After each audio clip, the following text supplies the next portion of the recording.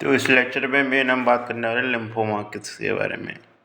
Important topic है सकता है, 1-2 नंबर के आसपास क्लिनिकल केस मुश्किल ही आएगा आपके लिए इस पर लिम्फोमा वाला। ये तो ज़्यादा शॉर्ट्स नोट आते हैं, जैसे मैं बताता चलूँगा अब जैसे आगे चल के थोड़ा सा शॉर्ट्स नोट्स पूछे जाते हैं इस पर ज़्यादा। वैसे लंबा क्वेश्चन ही मुश्किल है, ज़्यादातर क्वेश्चन आता है इस पर नॉड हॉडकिन लिम्फोमा, वैसे हॉडकिन लिम्फोमा वाला क्वेश्चन आता है मेन। तो इस पर ज़्यादातर पूछा जाता है, ये क्वेश्चन बार बार पूछा गया है। ये क्वेश्चन थोड़ा सा याद रख सकते हैं अंतर इसका, बाकी थोड़ा सा ट्रायल्स वगैरह डिसाइड करूँगा। मेन तो मेरा फोकस इस पर रहेगा, क्योंकि ये चीज़ थोड़ा थॉर्टिकल पोर्शन है। थॉर्टिकल पोर्शन तो आप खुद याद को ही कर सकते हैं, ऐसी बात नहीं है।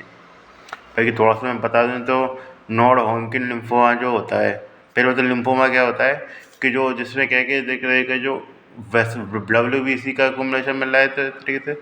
तो जैसे हमने ल्यूकीमिया पढ़ा था इससे पहले लेक्चर में, तो ल्यूकीमिया में तो सिंपल सी बात है, जो WBC ज़्यादा होना कम होना कहाँ पता लग रहा था। जैसे कम होना तो कह रहे उसको ल्यूकीमिया में कंसिडर नहीं करेंगे, ज़्यादा भी ना कंसिडर करेंगे। तो यदि वो ज़्यादा होना पता लग रहा था तो किसमें पता लग रहा था, हमें बोन मैरो के अंदर ही पता लग रहा था। एक्स्ट्रा वेस्कुलर टिश्यू में तो कुछ दिक्कत आ नहीं रही थी हमको। हाँ, टेस्टिज और उसमें CNS इन्वॉल्वमेंट था, लेकिन वो कुछ हद तक था, मतलब। और उसका भी वो कोई डायरेक्ट ऐसा नहीं था कि सीधे सीधे, बस सिम्टोमेटिक रूप से डेवलप इन्वॉल्वमेंट था, बाकी ज़्यादा कुछ खास ऐसा इन्वॉल्वमेंट था नहीं उसका। देखिए तो इसमें क्या होता है कि इसमें क्या है, एक्स्ट्रा बोन मैरो के अलावा भी इन्वॉल्वमेंट रहता है, जो लिम्फ नोड वगैरह रहते हैं वही इन्वॉल्व रहते हैं। सिंपल सी बात है। जैसे आप लगा सकते हैं इसमें जो मेन आदमी है, जैसे हमारे जो ल्यूकीमिया होता है सब मेन रूप से बोन मैरो इन्वॉल्व रहते हैं। कुछ हद तक हो सकता है जैसे कि हमने ALL में देखने को मिला था कि CNS का थाइमस का इन्वॉल्वमेंट देखने को मिला था हमको। वो हो सकता है कि बाहर के लिम्फ नोड भी और इंटरनल लिम्फॉइड ऑर्गन में इन्वॉल्व हो जाएँ कुछ हद तक, लेकिन मेन इन्वॉल्वमेंट रहेगा कि इसमें ल्यूकीमिया में बोन मैरो का। तो मैं लिख देता हूँ, ल्यूकीमिया जो होता है उसमें मेन इन्वॉल्वमेंट रहता है हमारे बोन मैरो का। और जो हमारे लिम्फोमा में होता है उसमें किसका रहता है, लिम्फॉइड ऑर्गन्स का रहता है। ये इसका मेन अंतर रहता है हमारे किसका, एक तरीके से लिम्फोमा का। तो एक तरीके से ये चीज़ होगी। फिर हम बात करें जाए नॉन हॉडकिन लिम्फोमा, हॉडकिन लिम्फोमा में क्या अंतर आता है। तो जो नॉन हॉडकिन लिम्फोमा होता है तो थोड़ा सा डिफ्यूज होता है, जिसमें क्या है कि काफ़ी सारे लिम्फ नोड का इन्वॉल्वमेंट मिल सकता है। जबकि इसमें क्या है, ज़्यादातर सेम सिंगल ग्रुप को या सिंगल लिम्फ नोड का इन्वॉल्वमेंट मिलेगा। तो सिंगल लिम्फ नोड मिलता है इसमें, किसमें, हमारे इस तरीके से हॉडकिन लिम्फोमा में। उसके अलावा बात करें चलें जो नॉन हॉडकिन लिम्फोमा होता है उसमें इसमें जो हॉडकिन लिम्फोमा होता है उसमें कंटाजियस स्प्रेड रहता है। ये अंतर आपको लिख के आना है तो क्वेश्चन पूछे तो कंटेजियस स्प्रेड रहता है इसमें, ठीक है। इसमें नॉन कंटेजियस स्प्रेड रहता है, जो नॉन रहता है उसमें बात ये तो ये चीज़ है। कौन ज़्यादा खतरनाक होगा, तो ये एक तरीके से वर्स्ट प्रोग्नोसिस रहती है, क्योंकि ज़्यादा खतरनाक हुआ है, अलग अलग जगह फैल रहा है। ब्रॉस प्रोग्नोसिस रहती थी, गुड प्रोग्नोसिस रहती है।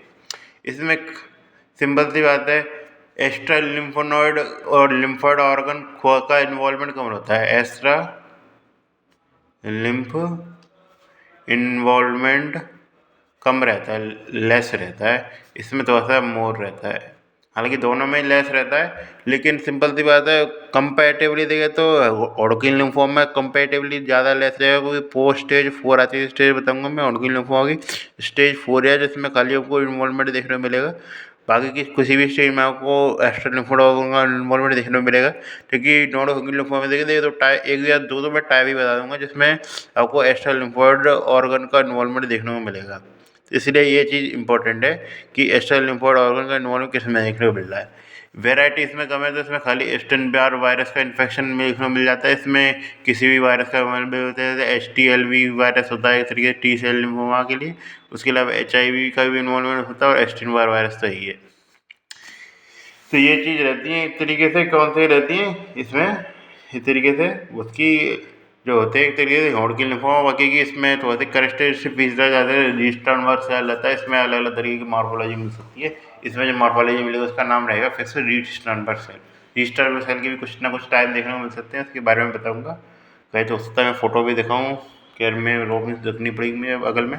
तो रोमिस में हो सकता है मैं दिखाऊँ, बहुत कन्फ्यूजन है उसके वेरिएंट्स के आधार पर। आप वो नाम याद रखने का प्रयास करना है, नाम याद या टाइप याद रखने उसका तरीके सराउंडिंग का आधार के आधार पर ज़्यादातर नाम रखा जाता है।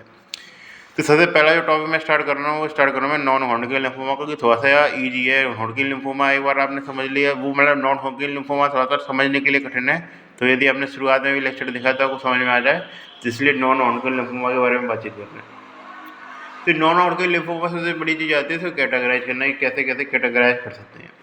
तो नॉन हॉडकिन लिम्फोमा में बी सेल का इन्वॉल्वमेंट नहीं मिलता है, तो बी सेल का इन्वॉल्वमेंट कैसे पता लगेगा? वो CD1920 है, उससे पता लगता है तो बी सेल का लिम्फोमा है। और उसके अलावा CD5 पॉजिटिव आ रहा है तो क्या CD3 पॉजिटिव आ रहा है, CD5 तो दोनों जगह मिल सकता है, CD3 पॉजिटिव आ रहा है, चाहिए तो CD3 पॉजिटिव आ रहा है तो कैसा है, टी सेल वाला है। ये पता लग जाती है, काफ़ी ज़्यादा ट्रीटमेंट का भी पता लग जाता है, CD20 ज़्यादा ट्रीटमेंट भी जाता है, इस पर जाएंगे नहीं। तो ये चीज़ है, इससे हम बी सेल और टी सेल लिम्फोमा को बाद में बातचीत कर सकते हैं। बी सेल लिम्फोमा के बारे में बातचीत करूँ तो मैं CD1920 तो बता दिया, मैं बार बार लिखूंगा नहीं, CD1920 पॉजिटिव, CD1920 पॉजिटिव, तो यहाँ पे मैंने लिख लिया इसके बारे में। मेन चीज़ उसमें आती है CD1920 के बाद में बात करूँ कैटेगराइज करूँगा, CD10 पॉजिटिव है एक में CD5 पॉजिटिव है और एक में कुछ भी पॉजिटिव नहीं है, ये चीज़ लगा लीजिए इस तरीके से। तो एक में मैं बात कर रहा हूँ CD10 पॉजिटिव, उसके बारे में बातचीत कर रहा हूँ। तो CD10 पॉजिटिव होता है, तो CD10 पॉजिटिविटी के केस में दो चीज़ें हो सकती है, एक तो BCL2 पॉजिटिविटी हो सकती है और एक क्या हो सकती है BCL6। ये एक तरीके से एपोप्टोसिस को अवॉइड करने वाली मैकेनिज्म है। सिंपल सी बात है, कोई मार्कर नहीं है, ये सिंपल सी बात है, ये एपोप्टोसिस को अवॉइड करने वाली मैकेनिज्म है, उसके आधार पर हम कैटेगराइज कर रहे हैं इस तरीके से। तो सिंपल सी बात है, जब CD10 के साथ BCL6 जो है एकमात्र, BCL2 जो एकमात्र किसी में मिलता है वो मिलता है हमको, सिंपल सी बात है BCL2 का एक करेक्टरिस्टिक रहता है एक तरीके से, BCL2 वो रहता है हमारा एक तरीके से फॉलिकुलर लिम्फोमा का। ये फिर लिखे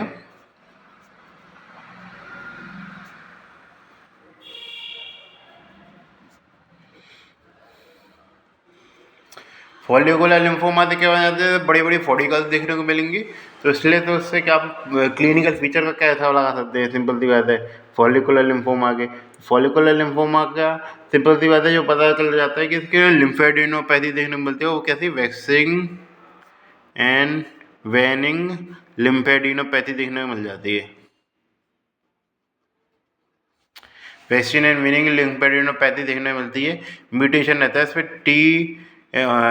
टी मतलब 14-18 रहता है, T14-18 ये रहता है। मैं बाद में ट्रिक बताऊंगा कैसे याद करना है वो, ये चीज़ ध्यान रखें। म्यूटेशन याद नहीं, ट्रांसलोकेशन बाकी की चीज़ याद रखो नहीं हो, इसे याद करना है। BCL2 थोड़ा सा याद रहना चाहिए, किसके लिए रहता है, एक वो 14-18 थोड़ा सा याद रहना चाहिए किसके लिए रहता है, जिसमें 18 जो होता है हमारा न्यूक्लियस में रहता है BCL2। थोड़ा सा बताऊँ मैं, चलो थोड़ा बता देता हूँ। BCL2 18 के लिए रहता है और 14 में रहता है हमारा IgH रहता है जी। उसके अलावा BCL6 है, BCL6 पॉजिटिविटी बात कर रहा हूँ, इसका मतलब ये नहीं कि BCL2 नेगेटिव भी हो सकता है, नेगेटिव भी होगा, BCL2 पॉजिटिव भी हो सकता है, लेकिन वहाँ पर उसने कभी भी लिख दिया एक तरीके से मोस्ट कॉमन, कुछ भी वर्ड आप यूज कर ली जैसे तुम बता थे BCL2 भी पॉजिटिव है और इसमें कुछ लिख दिया उसने, कुछ मोस्ट कॉमन वाला, मोस्ट कॉमन लिख दिया कुछ, तो उसके में आ जाता है हमारा diffuse large B cell lymphoma. ये चीज़ है, diffuse large B cell lymphoma होता है मोस्ट कॉमन हमारा। सिंपल सी बात है, क्यों होता है हमारा, एक तो हमें CACL ट्रांसफॉर्मिंग होके बना सकता है, इस तरीके से रिटर्स ट्रांसफॉर्मेशन बताया था मैंने, CLL में रहता है, जिसमें क्या है इस तरीके से जो हमारा जो ल्यूकीमिया है वो लिम्फोमा में ट्रांसफॉर्मेशन हो जाता है तरीके से, और किस में ट्रांसफॉर्म होता है, diffuse large B cell lymphoma में ट्रांसफॉर्म होता है। तो इसलिए ये सबसे मोस्ट कॉमन है। म्यूटेशन आप याद रखें नहीं रखें, म्यूटेशन पूछता भी नहीं है आपसे कोई, मेन पूछता है आपसे मोस्ट कॉमन है, क्योंकि सिंपल सी बात है ट्रांसलोकेशन तुम्हें देने की जरूरत ही नहीं पड़ेगी, जब उसने सिंपल सी बात है खाली बस केस लिख दिया तो मोस्ट कॉमन ही मनाया जाता है। इसलिए ये चीज़ ध्यान रखना, diffuse large B cell lymphoma, पिछले वाले मैं बात पूरा नाम लिख दिया इसलिए अब नहीं लिख रहा। तो ये चीज़ हो गई CD10, उसके अलावा इसकी बात हो गई ये चीज़ है। उसके अलावा CD10 पॉजिटिव एक जगह और मिलती है जिसका नाम है एक तरीके से हमारा बर्किट्स लिम्फोमा। ये थोड़ा सा अपने आप में क्वेश्चन है, इसका आराम से क्वेश्चन आ सकता है, ठीक है। बर्किट्स लिम्फोमा अपने आप में क्वेश्चन आता है, सबसे इंपॉर्टेंट टॉपिक है ये। ट्रांसलोकेशन पूछा जाता है बहुत ज़्यादा आपसे, तो T814 लिखा जाता है, ये एक ट्रांसफॉर्मेशन है। बाकी की ये सबको याद रहता है, सिंपल सी बात है, ये सबको याद रहता है। 8 से CMYC होता है, CMYC और 814 का तो पता ही है, IGH मैंने बताया था। तो ये तो आप सबको उनको याद रहता है, CMYC जीन, और कहते हैं 14 में IGH वाला पूरा लिख के आना है। यदि क्वेश्चन पूछे जाते मान लीजिए 2 नंबर में काफ़ी बार ट्रांसलोकेशन पूछ लेता है या फिर खालिस्तान पूछ लिया, तो हो सकता है आपको पूरा लिख के आना पड़े। CMYC तो मत छोड़ना है सी, क्योंकि एनमिक और सीमिक में अंतर आता है। एनमिक मिलता है हमको लंग के कैंसर में, ये सीमिक मिलता है। इसकी मैकेनिज्म मैं बात करूँगा जब न्यू प्लाज्मा पढ़ाऊँगा, तब इसमें बारे में बातचीत होगी। अभी के लिए सीमिक ध्यान रखें, सबसे इंपॉर्टेंट चीज़ है एक तो सीमिक, ये चीज़ याद रहना चाहिए, क्योंकि सिंपल से 14 है वो कॉमन नहीं है। ये T8 2 में भी मिल सकता है, जैसे 2 आगे लिखना पड़ेगा तो आ गया। T8 2 में मिल सकता है और 8 22 में भी मिल सकता है। 222 से याद करें 2 है, और 2 के अलावा 2 से 11 गुना करके 22 है। ये चीज़ ध्यान रखें, इससे मिल सकता है इस तरीके से हमारा किसी में बर्केट लिम्फोमा। मेन चीज़ इसमें क्या मिलती है, इधर स्टारी स्काई अपीयरेंस मिलती है सेल्स की।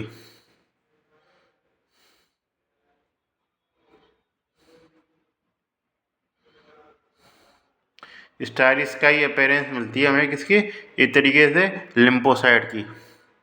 ये पूछा था स्टारी स्काई लिम्फोसाइट, ये चीज़ देना है स्टारी स्काई लिम्फोसाइट। बाकी मेन चीज़ पूछा जाता है इस तरीके से। और उसके अलावा सिंपल सी बात है, टिंगलिंग बॉडी मैक्रोफाज भी यूज कर सकता है शब्दावली में से। तो स्टारी स्काई और टिंगलिंग बॉडी मैक्रोफाज भी होती है। दोनों अपने देता हूँ, टिंगलिंग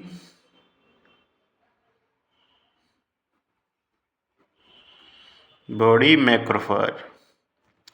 मेन जो आपसे क्वेश्चन पूछेगा वो ये नहीं पूछेगा, ये सबको याद रहता है। मेन पूछेगा आपसे तो एक सिंपल सी बात है, एंडेमिक एरिया में जो होता है अफ्रीका का रीजन, एंडेमिक एरिया जहाँ पे एप्स्टीन बार वायरस पॉजिटिविटी मिलती है, एप्स्टीन बार वायरस से रिलेटेड है। एप्स्टीन बार वायरस को मत भूल जाना, उसको बताते वक्त एप्स्टीन बार वायरस का इन्वॉल्वमेंट होता है वहाँ। इस तरीके से जो इन्वॉल्वमेंट दिखाता है। और इधर नॉन एंडेमिक एरिया जो होते हैं वहाँ क्या दिखाता है, इस तरीके से एब्डोमेन का इन्वॉल्वमेंट। इसलिए मैच की बात करें तो एक्स्ट्रा सेलुलर इन्वॉल्वमेंट बहुत ज़्यादा मिल जाता है। इसलिए थोड़ा बहुत भी को होता है प्रेरित करने वाला फैक्टर आ जाए, सीधे एक्स्ट्रा सेलुलर इन्वॉल्वमेंट देखने को मिलेगा, जो कि ऑर्गेन लिम्फोमा में देखने को नहीं मिलेगा। ये चीज़ ध्यान रखना। जो ले देता हूँ, जो इन्वॉल्वमेंट देखने को मिलता है इस तरीके से किसमें, हमारा जो होता है अफ्रीका वाला रीजन जो होता है एंडेमिक, वो इसमें देखने को मिलता है। और नॉन एंडेमिक जो होता है वो किसमें देखने को मिलता है हमको, इस तरीके से जिसमें एब्डोमेन का इन्वॉल्वमेंट देखने को मिलता है। एब्डोमेन का इन्वॉल्वमेंट, ये चीज़ें इस तरीके से बर्केट लिम्फोमा के बारे में बातचीत हो गई। इंपॉर्टेंट है ये क्वेश्चन, इसका आता। फिर सिंपल सी बात है, फिर बच्चे को चाहिए लिम्फोमा के बारे में बातचीत करना चलो तो CD10 पॉजिटिविटी वाले तो हो गए हमारे। फिर हम आते हैं इस तरीके से जिसमें CD5 पॉजिटिविटी मिलती है। CD5 पॉजिटिविटी वाले केस के बारे में बातचीत करके चलें तो CD5 पॉजिटिविटी के बाद ये चीज़ ध्यान रखनी है आपको, CD23 मिल रहा है कि नहीं मिल रहा है। CD23 चेक करेंगे, उसके बाद ये CD23 पॉजिटिव है तो ये लिम्फोमा ही नहीं है, सीरल है। ये चीज़ें हैं। CD23 19 23 5 बताया था ना मैं, 19 23 5 5 19 23, तो वो रहती है 19 मतलब इसमें मेंशन नहीं है। बाकी CD5 और CD23 दोनों पॉजिटिव मिल जाता है, सीधे सी अलग आंसर है, लिम्फोमा नहीं है। बाकी की सिंपल सी बात है, CD23 नेगेटिव है, सिंपल सी बात है। मेन चीज़ तो इसको बताना था मेरा, मैं CD22 प्लस से ये बता दिया मैं CLL। बाकी CD5 के साथ CD23 भी नेगेटिव ही है, खाली लिम्फोमा के बारे में बातचीत करी जा रही है। तो उसमें सीधे 23 में सिंपल सी बात है मेन आंसर आता है, वो आता है हमारा सिंपल सी बात है मेंटल सेल लिम्फोमा।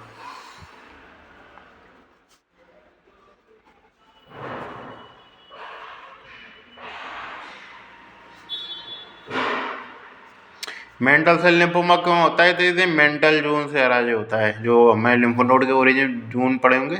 जैसे अब इम्यूनिटी वाले चैप्टर मैंने कराया नहीं, चलो अब इम्यूनिटी वाले चैप्टर जब होगा ज़्यादा समझ में आएगा। तो मेंटल जोन से अराइज होता है इस तरीके से, इसे सुनवा क्या बोलते हैं इस तरीके से, मेंटल जोन लिम्फोमा इस तरीके से कहते हैं। इसलिए तो ये चीज़ आपको पता लगी मेंटल जोन लिम्फोमा क्यों कहता किया जाता है। इसका ट्रांसलोकेशन थोड़ा सा याद करने वाला है, तो उसका रहता है 11-14। 11 का मैंने बताया नहीं था शायद उसमें तक, 11 में मिलता है हमारा साइक्लिन डी। ये चीज़ें तो अब साइक्लिन डी पता लग गई। 11 के लिए, 14 के लिए मैंने IGH बताया था, 18 के लिए मैंने क्या बताया था, BCL2 बताया था, और सिंपल सी बात है हमने 8 के लिए भी बता दिया था सीमिक जीन। इस तरीके से तो आपको 8 के लिए भी पता है, चारों के चारों के बारे में पता होना चाहिए ये चीज़। लास्ट हम बात कर लेते हैं जिसमें सब कुछ भी पॉजिटिव नहीं है। CD5 negative, CD10 negative, CD negative और CD23 भी नेगेटिव। CD23 का तो वैसे भी रोल नहीं है। ये सारा चीज़ नेगेटिव मिल रही है, तो क्या है, इस तरीके से वो मिल रहा था मालाटोमा मिल जाता है, या मार्जिनल जोन लिम्फोमा कह देते हैं इसको। Marginal zone lymphoma, marginal zone lymphoma भी कह देते हैं,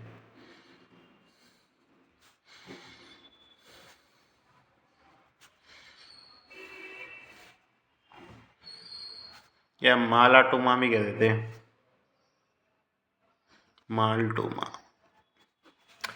मार्जिनल जो माल्टन लोन लिम्फोमा में खाली ये चीज़ नहीं बतानी, ये भी पता होनी चाहिए एक तरीके से ये क्रोनिक इन्फ्लामेटरी ऑर्गन में के क्रोनिक इन्फ्लामेशन से जुड़ा रहता है। क्रोनिक इन्फ्लामेशन जिस जगह ऑर्गन का हो रखा हो वहाँ पे देखने को मिल जाता है क्रोनिक इन्फ्लामेशन, यानी कि जो होते हैं प्री फैक्टर भी रहते हैं एक तरीके से। तो क्रोनिक इन्फ्लामेशन जहाँ पे देख, क्रोनिक इन्फ्लामेशन में बात करें तो सलाइवा का पूछा जाता है, सलाइवरी ग्लैंड में, तो उसमें आता है जॉगरन सिंड्रोम। चर्चा करूंगा मैं इसकी आगे चल के, अब मैं अभी तो नहीं करूँगा, जब बहुत टाइम लगेगा अभी तो जॉगरन सिंड्रोम जब टॉपिक आएगा तब चर्चा करेंगे, अब क्या करेंगे। उसके अलावा हमने फर्स्ट ईयर पढ़ ली है, 24 बजे काफ़ी देख रहे होंगे, तो उसमें एच पाइलोराई इन्फेक्शन आता था। तो एच पाइलोराई इन्फेक्शन से गैस्ट्राइटिस होता था हमारा, तो वो चीज़ में भी उसको मतलब एच पाइलोराई इन्फेक्शन हो गया, सिंपल सी बात है, कुछ ना कुछ इन्फ्लामेशन तो बचेगा ना उधर। जिस तरीके से क्रोनिक इन्फ्लामेशन बचा उस तरीके से, तो वहाँ पर एक तरीके से डेवलप हो सकता है हमारा क्या, एक तरीके से जो एक तरीके से क्या होता है, एक तरीके से हमारा मार्जिनल जोन लिम्फोमा या मालाटोमा। तो इसलिए ये चीज़ हमको पता लग चुकी है क्या क्या इन्वॉल्वमेंट हो रहा है किस किस जगह, ये चीज़ है। उसके अलावा बात करें चले हम कुछ लिम्फोमा की, जैसे मैं अब मैं जैसे ट्रिक बताऊं, तो ट्रिक आती है जैसे हमने 18 के तो बैरगेट लिम्फोमा को याद रख लिया, बैरगेट लिम्फोमा 8 के बाद आता था ना 11, 14, और सिंपल सी बात है क्या था हमारा 11, 14 के अलावा 18 था शायद।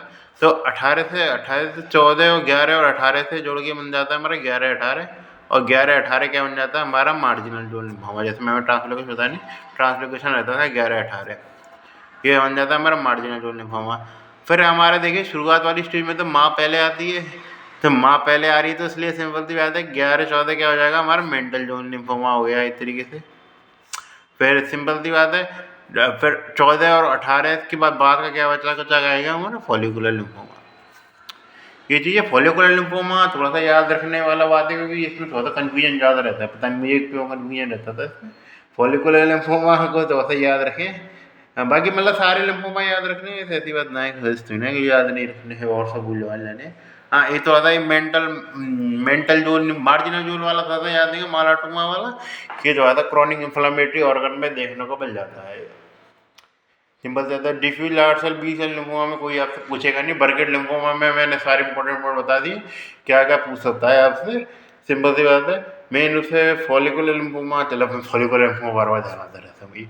इसके बाद बात करके चलें टी सेल लिम्फोमा की।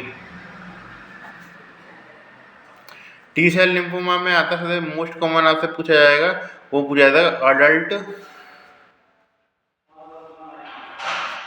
T cell lymphoma. Adult T cell lymphoma के केस में आपको दो चीज़ याद रखनी है, तो ये HTLV वायरस से होता है। अब इसका भी ये बात चाहिए कि इसका नाम कुछ ज़्यादा याद रखना हो, तो ये है टी सेल लिम्फोमा वायरस ही नाम है इसका,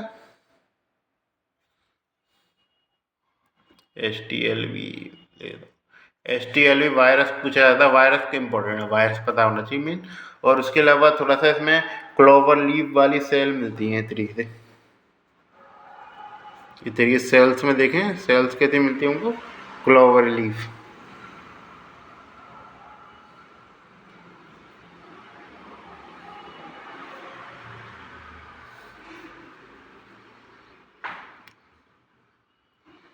ये फ्लावर सेल्स ये देखने को मिलती है किसमें हमको, अडल्ट टी सेल लिम्फोमा में। फिर आता है हमारा एक तरीके से दूसरा एग्जाम्पल, वो आता है हमारा एनाप्लास्ट माइकोसिस फंगोइडिस। ये पूछा जा सकता है माइकोसिस फंगोइडिस। माइकोसिस फंगोइडिस में बात करके चलें तो इसमें इन रूप से बात करते हैं एपिडर्मल लीजन देखने को मिलते हैं, बाकी होने को तो उसमें भी देखने को मिलते हैं, लेकिन सिंपल सी बात है इसमें थोड़ा सा ज़्यादा इंपॉर्टेंट है, और उस एपिडर्मल लीजन का नाम है हमारा पॉइटर्स माइक्रोएप्रेस।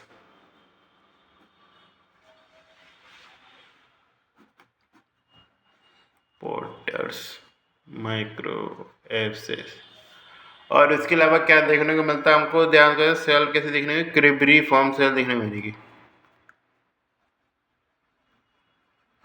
क्रिबरी फॉर्म सेल देखने को मिल जाती है। और सिंपल सी बात है CD4 पॉजिटिविटी वाला जो केस होता है, CD4 पॉजिटिव टी सेल पे देखने को मिल जाता है, CD8 पे देखने को नहीं मिलेगा ये वाला, इस टाइप का।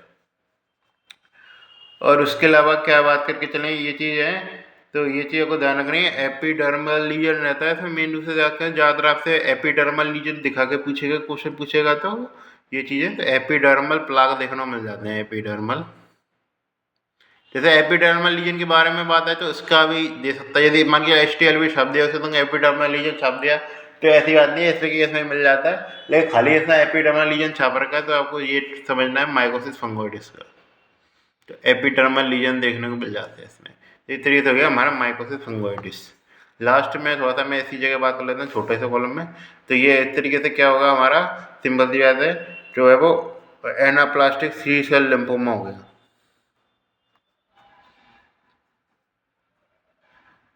इसमें बस ये ध्यान रखना है हमको, हॉर्स शू शेप न्यूक्लियस मिलता है,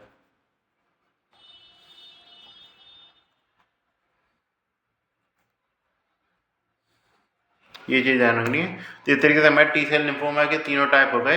एक है हमारा simple adult T cell lymphoma, जिसमें क्या ध्यान रखना है आपको, इस तरीके से हमारा HTLV वायरस इन्वॉल्वमेंट रहता है, इस तरीके से ये चीज़ ध्यान रखनी है। और उसके अलावा आप याद रख सकें तो आपको ऐसा क्लोवल लीव या फ्लावर सेल वाली मार्फोलॉजी मिलती है सेल्स के अंदर।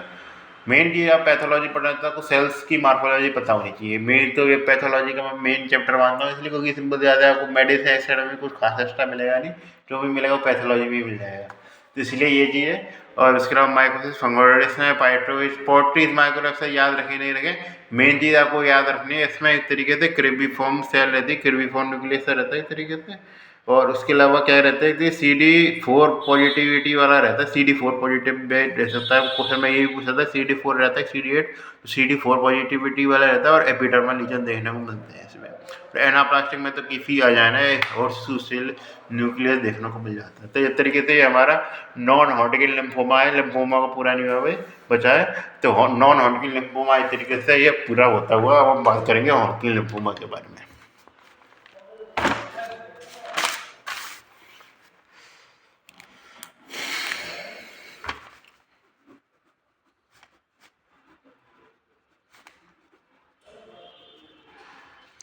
हॉटकिन लिम्फोमा को समझने से पहले सिंपल सी बात है तो आपको टाइप पता होना चाहिए, और मेन सबसे जरूरी चीज़ होती है वो समझने से रीट स्टर्नबर्ग सेल क्या होती है।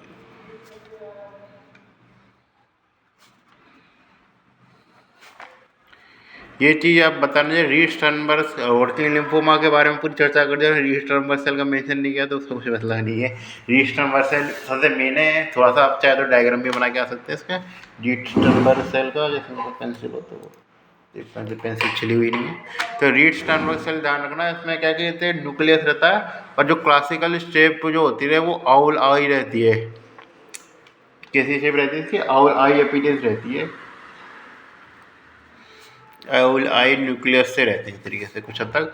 जैसे मैं बताऊँ तो ये तरह से नीला नीला ही होता है ऐसे तो, बाकी वैसे बाहर का एरिया पिंक रहता है, तो ये आउल आई सी रहती है। तो ये एक तरीके से पिंक एरिया में ड्रॉ करूँगा, ये इस तरीके से ये सरफेस में राउंडिंग एरिया नहीं बताया, तो ये तो कुछ हद तक रीट स्टर्नबर्ग सेल रहती है। इससे कुछ वेरिएंट भी देखने को मिल जाते हैं, लेकिन ये बात करके चलें ये बिल्कुल क्लासिकल वेरिएंट रहता है हमारा, सिंपल सी बात है क्लासिकल वेरिएंट रहता है इस तरीके से, किसका, रीट स्टर्नबर्ग सेल का।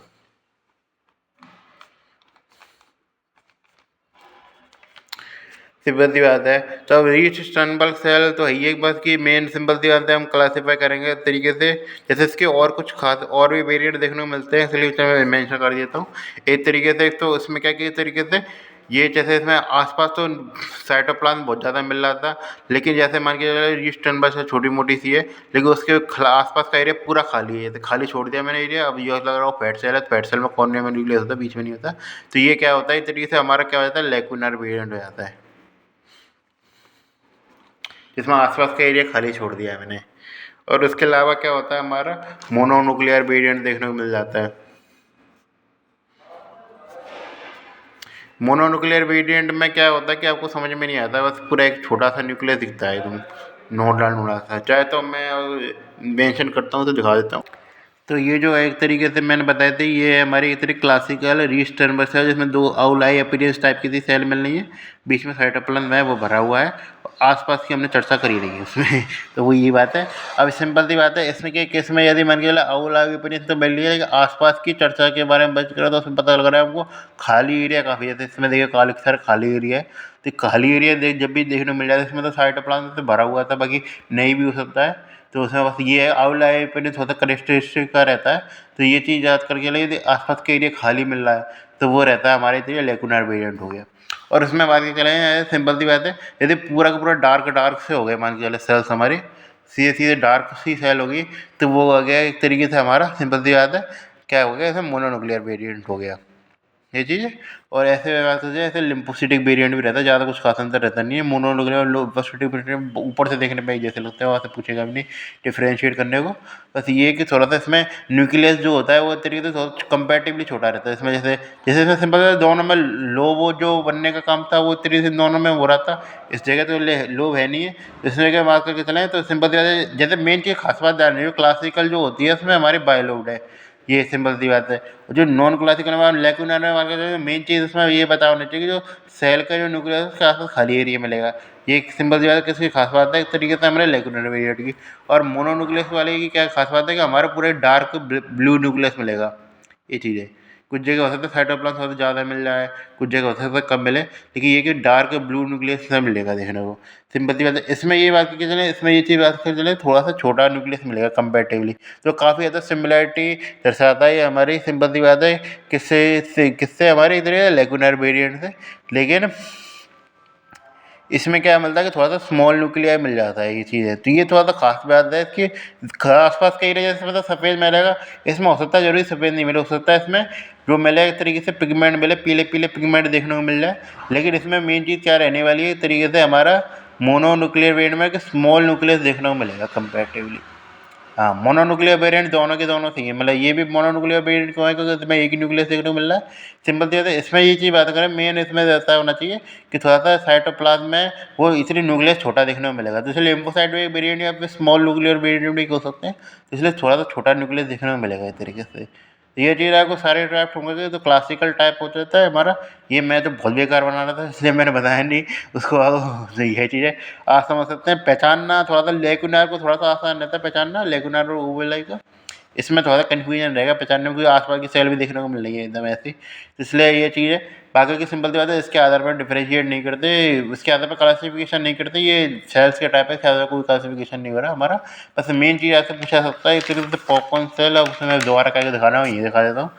तो ये हमको देखने हैं पॉपकॉर्न सेल देखने को मिल जाती है, जिसमें क्या है तरीके से यही हमारा साइटोप्लाज्म हो जाता है। लेकिन सिंपल सी बात है, इसमें बात करें तो हमें आसपास का एरिया खाली मिल रहा है। जो क्लासिकल वेरिएंट था उसमें आसपास का एरिया खाली नहीं मिल रहा था।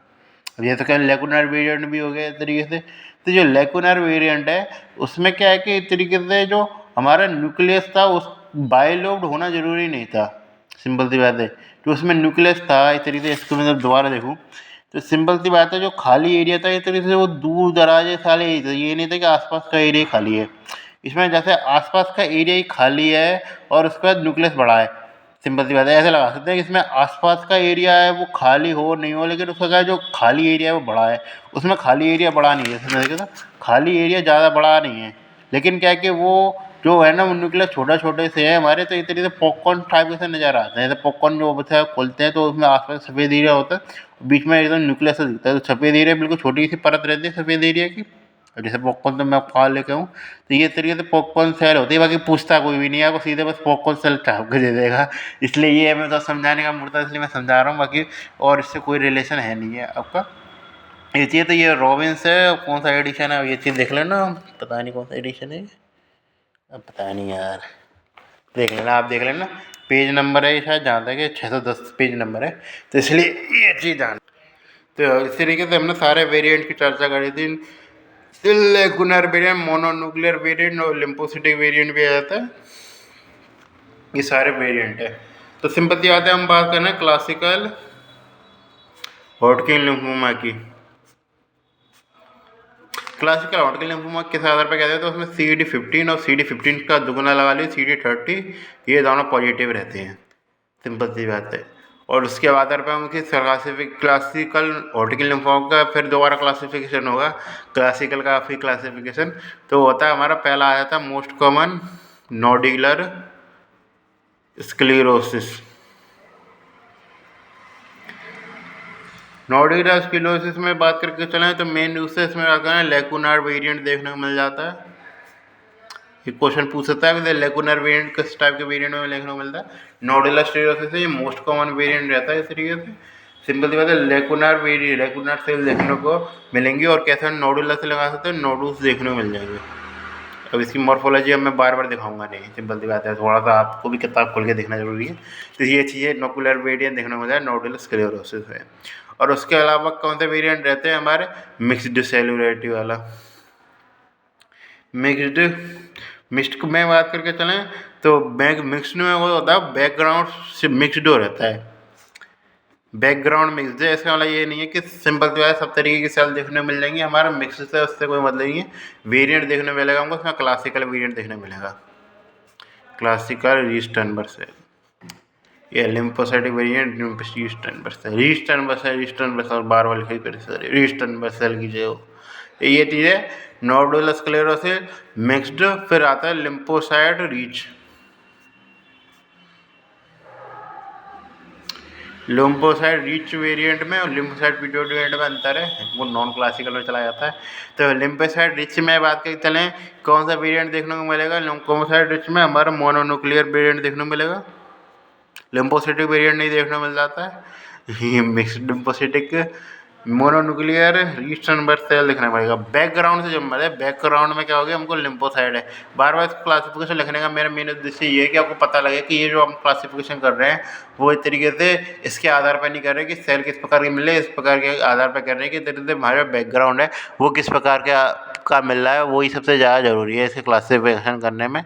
और उसके अलावा लास्ट में आ जाता है लिम्फोसाइट, जिसे लिम्फोसाइट डिप्लीटेड।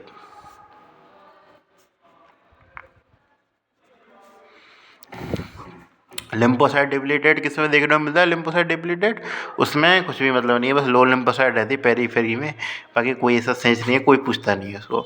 मेन चीज़ आती है वो आपसे आते हैं non classical variant. Non classical variant में क्या पूछता है इस तरीके से, कौन कौन से मार्कर मिलेंगे, ये दोनों तो पॉजिटिव मिलेंगे नहीं, तो हमें मिलता है तो CD20 और कुछ जगह जैसे मेरा मैं देखूँ नोट्स में CD45 भी लिखा हुआ रहता है, जो दोनों आप याद रख लें, दोनों याद करने में कुछ नहीं आ रहा है। तो CD20 CD45 ज़्यादा है। और उसके अलावा मैं बात करता हूँ तो ये ईस्टर्न बार वायरस से पॉजिटिव मिलता है, ईस्टर्न बार वायरस से रिलेटेड मिलता है, ये ईस्टर्न बार वायरस से नॉन रिलेटेड रहता है। जैसे मैंने बताया था पहले हम क्लासिफिकेशन कर रहे थे, तो ईस्टर्न बार वायरस मेन का हाथ रहता है इसमें, तो ईस्टर्न बार वायरस से नेगेटिव रहता है। और CD20 CD45 पॉजिटिव मिलता है किसमें, हमारे इतने नॉन क्लासिकल में, ये चीज़ होगी। तो ये इस तरीके से हो गया। इसमें क्या मिलता है हमको, सिंपल से ज़्यादा पॉपकॉर्न सेल देखने को मिल जाती है। मॉर्फोलॉजी मैंने बता दी, कोई नहीं पूछ रहा, पूछेगा आपसे पॉपकॉर्न सेल, सिंपल सी बात है। और ये मैं कह रहा हूँ बार बार, लिम्फोसाइट प्रीडोमिनेंट नाम होता है इसका, नॉन क्लासिकल में भी लिम्फोसाइट प्रीडोमिनेंट, लिम्फोसाइट प्रीडोमिनेंट बोल देता हूँ, लिम्फोसाइट प्रीडोमिनेंट ये लिख के आना, नॉन क्लासिकल खाली में लिख के आ जाना आगे कहते में। तो लिम्फोसाइट प्रीडोमिनेंट किसमें मिलता है हमको, पॉपकॉर्न सेल में लिम्फोसाइट प्रीडोमिनेंट वाला वेरिएंट देखने को मिलता है, CD20 CD45 और ईस्टर्न बार वायरस नेगेटिव रहता है ये चीज़। तो इस तरीके से हमारा लिम्फोमा है वो खत्म। जब लिम्फोमा में चलो बचा, मैं चलो बताया तो मैं इस तरीके से रह गया बताने से। तो सिंपल सी बात है, मैं वो कहाँ मेंशन करूँ इसको, तो यही मेंशन कर देते हैं। तो हॉडकिन लिम्फोमा का एक पन्ना पूरा जाएगा मेरा। तो हॉडकिन लिम्फोमा की स्टेज पूछा जा सकता है, वो जैसे नहीं पूछता आपसे तो तो स्टेज आती है इसकी स्टेज 1।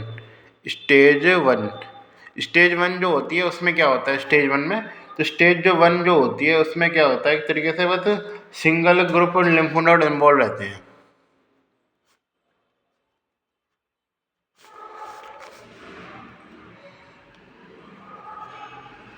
और स्टेज 2 में क्या हो रहता है multiple group lymphoid inboard inboard रहते हैं पर उसकी सेम साइड रहती है।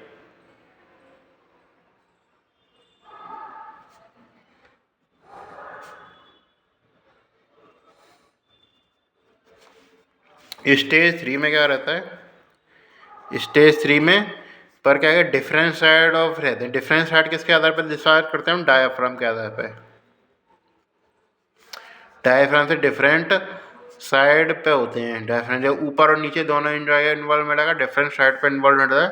और इसके अलावा वो स्टेज 4 में आता है मैंने बताया था इससे पहले पहले, तो इसमें एक्स्ट्रा नोडुलर इन्वॉल्वमेंट भी देखने मिल जाता है, एक्स्ट्रा लिम्फ नोड इन्वॉल्वमेंट।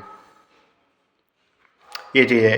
तो इस तरीके से लिम्फोसाइट लिम्फोमा ये चीज़ आपसे मुश्किल ही पूछेगा, वैसे अभी तक पूछा नहीं है, लेकिन आपको थोड़ी सी कॉम्प्लेक्स MCQ करने हैं तो उस तरीके से इसमें ये काफ़ी हेल्प करेगा। जैसे मैंने थोड़ी सी एक अजीब सी किताब उठा ली थी शायद, उसमें बहुत सारे MCQ दे रखे थे इसके, तो ये चीज़ है।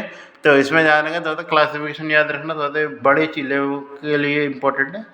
मेन चीज़ याद रखना है मैं हॉडकिन लिम्फोमा रीड स्टर्नबर्ग सेल है, बार बार बता रहा हूँ। वेरिएंट पूछे तो वेरिएंट बताने, क्लासिफिकेशन पूछे तो क्लासिफिकेशन बताना, दोनों को मिक्स नहीं करना है, नहीं करना है, नहीं करना है। ये चीज़ है। तो ये चीज़ है आपको मिक्स नहीं करना है मेन रूप से। और ये CD20 CD15 CD30 और क्या कहते हैं ईस्टर्न बार वायरस याद रख सकते हैं आप।